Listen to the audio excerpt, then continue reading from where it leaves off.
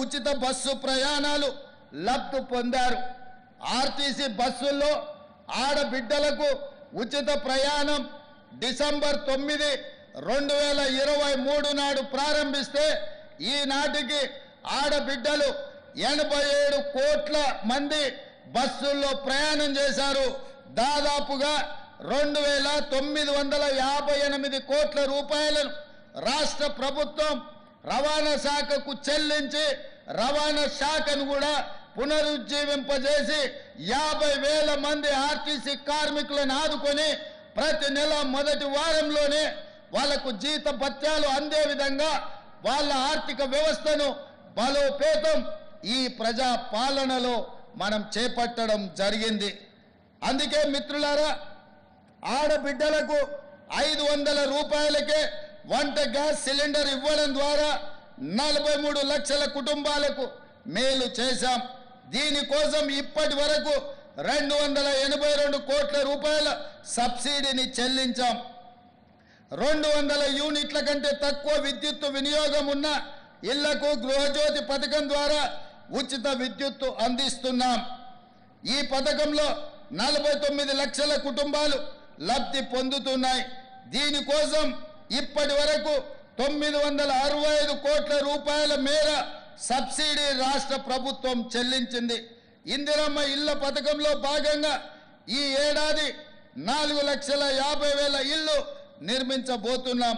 ప్రతి ఇంటి నిర్మాణానికి ఈ పథకం ద్వారా 5 లక్షల రూపాయల ఆర్థిక సాయం అందించబోతున్నాం.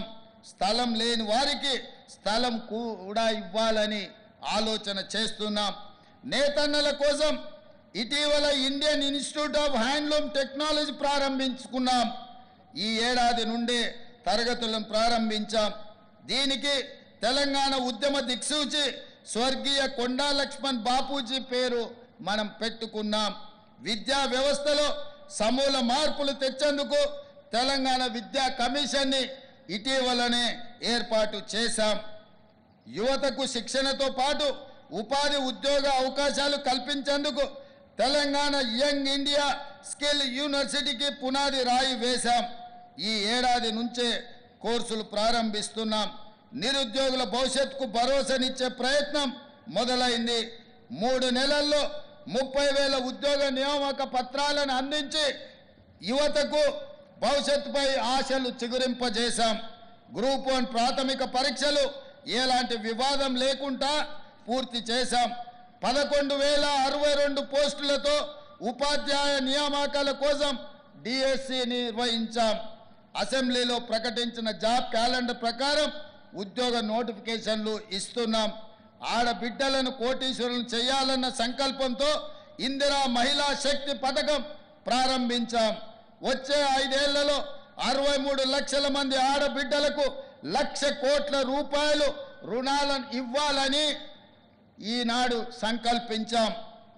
మా మేనిఫెస్టోలో చెప్పిన విధంగా గల్ఫ్ కార్మికులు ఎవరైనా విదేశాలలో మరణిస్తే వారి కుటుంబానికి 5 లక్షల రూపాయలు ఇవ్వడానికి రాష్ట్ర ప్రభుత్వం నిర్ణయం తీసుకున్నది.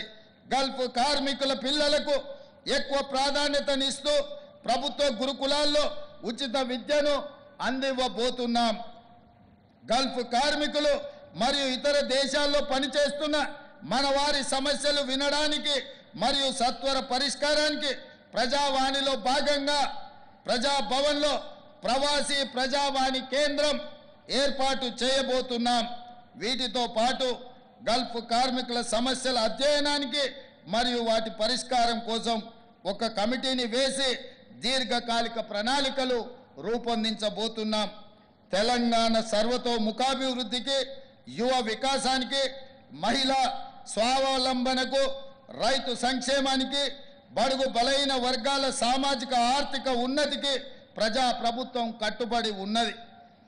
ఎందరో మహనీయుల త్యాగ ఫలం మన తెలంగాణ. పరిపాలనలో ప్రతి నిర్ణయం సందర్భంలో వారి త్యాగాలు మాకు గుర్తు ఉంటాయి. 4 కోట్ల ప్రజల సంక్షేమమే గీటు రాయిగా పరిపాలన ఉంటుంది. సెప్టెంబర్ 17 ఇకపై ప్రజాపాలన దినోత్సవం. తెలంగాణ ప్రజలే ఈ రాష్ట్ర ప్రస్థానానికి నావికులు. వారి ఆలోచనలే మా ఆచరణ, వారి ఆకాంక్షలే మా కార్యాచరణ. అందరికీ ధన్యవాదాలు.